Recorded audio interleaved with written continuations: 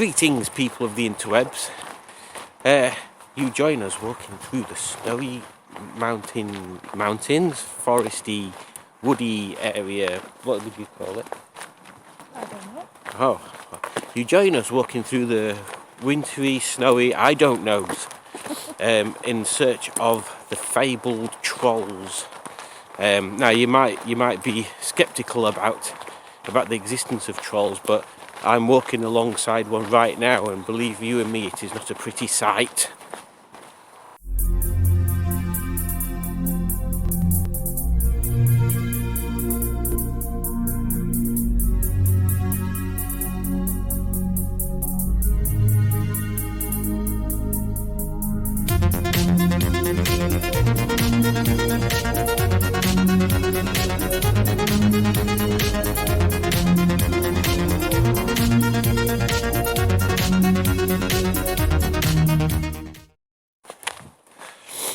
Look, as you can see here, there's definitely trolls in this area, because that's quite evidently a footprint. I mean, look how big it is compared to my own foot. It's definitely a troll foot, that one.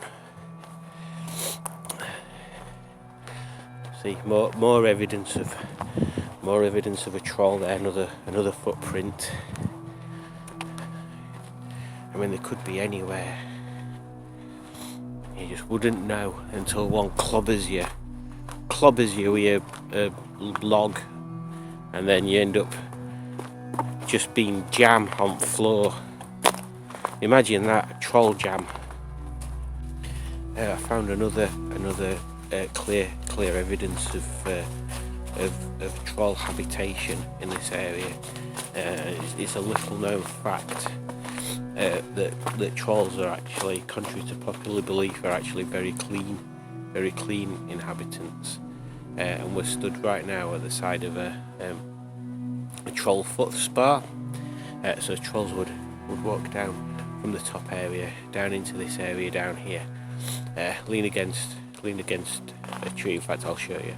Lean against that tree there, and just stick their feet in this water, because trolls love a bit of foot spa, and yeah, they have nice clean feet then, and then they can go off and make more troll jam by squishing people with trees, because that's a troll's favourite pastime, making troll jam. Another thing that about trolls that not many people kind of know about is their mating rituals. So how trolls sort of meet other trolls and make troll babies. So from research that we've done, the main sort of starting point for trolls to sort of start making troll babies, and you can back me up on this, you've done lots of research into troll sexual habits, is basically start sending each other photos of the junk through Trollbook. So Trollbook is like Facebook but for trolls. Obviously it's a lot bigger than Facebook, because trolls are bigger, so they'd have trouble seeing small things like Facebook. If a troll, for example, tried to use Antbook, it wouldn't be able to recognise that it was Antbook. It'd be so small in comparison to the troll, it wouldn't be able to see it. But yeah, so trolls basically, first of all, they start sending photos of the junk to each other on Trollbook, and then if they get a hit or a troll on a fishing line, if they hook another troll, then the next stage there is to hope that it's a troll of the opposite sex, because it's really difficult to tell which sex trolls are, because they're all just pretty big and hairy, to be honest.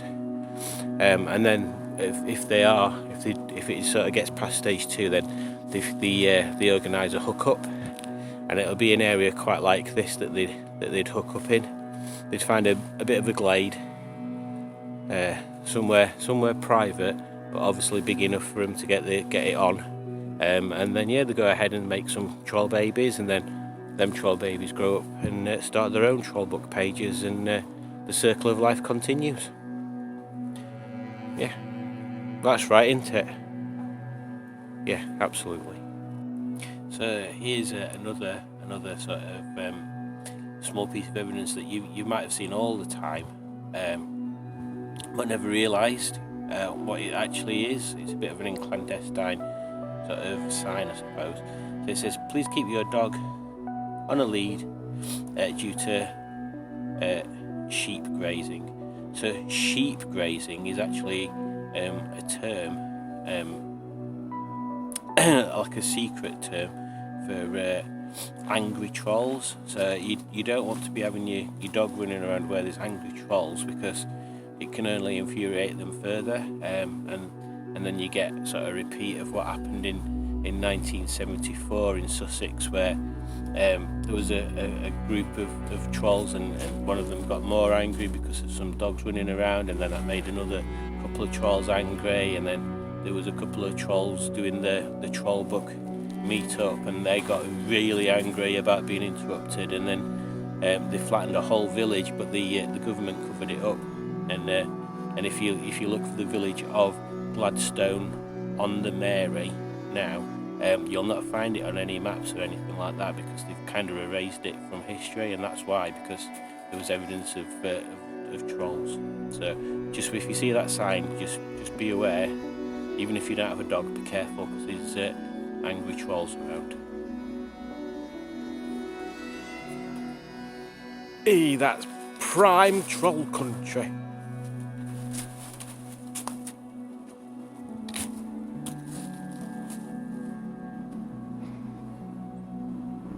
So this is another example of things that you see every day, but you don't actually realise what they are. So if you notice here, if you follow this little stream, comes down there, then up a little bit, then down here, and then just behind this tree it goes up there, and then down, and then over there, and then round at the bottom like that. And you think that's just a little stream, but what that is that's a troll that's written his name while having a piss.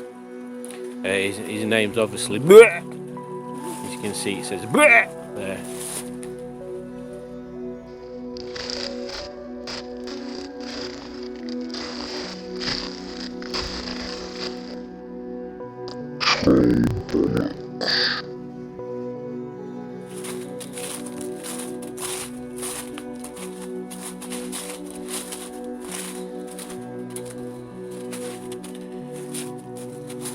Look, here's a small hole.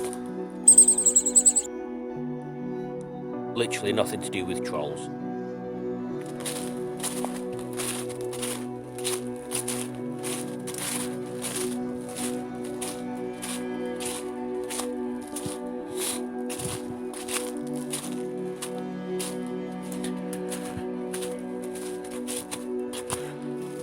It's said by some scholars that if you just stand here quietly, you can hear the voices of trolls that carry for hundreds of miles. So let's just stand here quietly and see if we can hear them.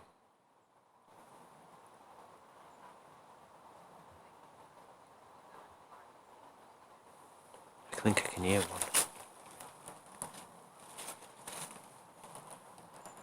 Sounds like a female troll.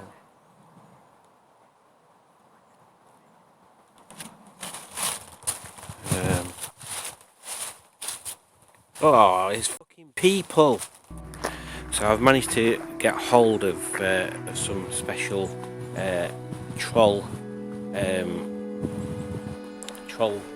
signalling apparatus. So if I just give the phone to my lovely assistant there, who just stands there holding that there, I'll demonstrate how you attract trolls.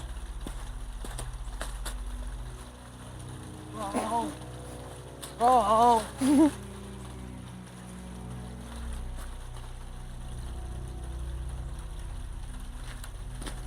It appears there's no trolls in this area. Exciting times. I don't know whether it shows up on camera, but it's just started to snow. Which, if you know anything about trolls at all, knows that they love the snow.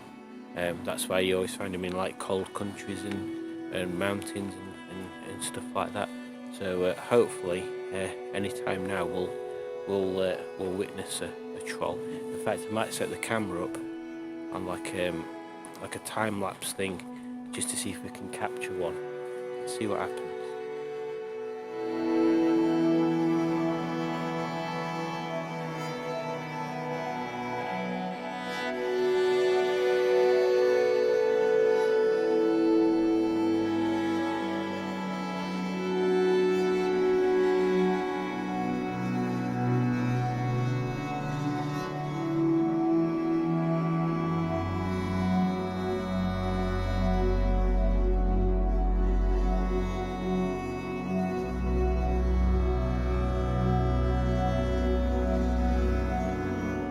So did a little experiment on there. Tried to encourage some trolls out, but yeah, failed. Didn't really get any footage of anything coming up there. So maybe next time we'll try somewhere else, won't we? And see if there's any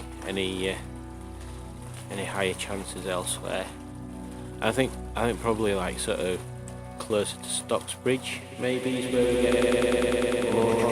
And I've been around there before, and I'm sure I've seen a few trolls, and I've known a couple of people that could have been trolls that came from around that area. So yeah, we'll have a look in some different areas and see what the troll ratio is in various places around there. So yeah, let's see what happens. So one of the things you might be sort of thinking to yourself if you've got this far into this video is how do you spot a troll? How do you recognise if you've seen one? Which is a good question. So what I'll do just a little bit of a shot here of what it would look like if you saw a troll, just so you can recognise. Right, bear with me.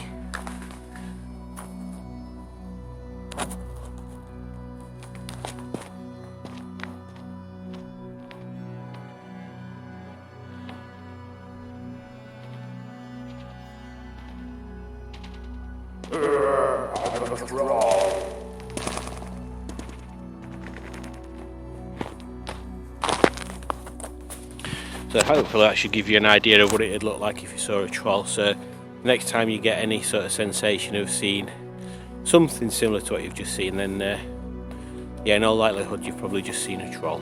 Especially if they add the I'm a troll bit, although I've just added that and I'm not a troll, so it's not always a guarantee.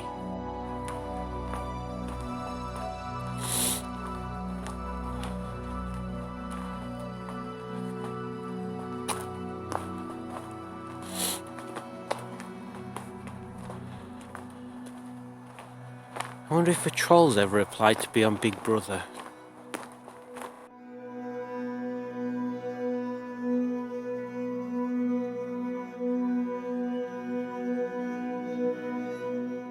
To be honest, I think everyone on Big Brother probably is. Yeah.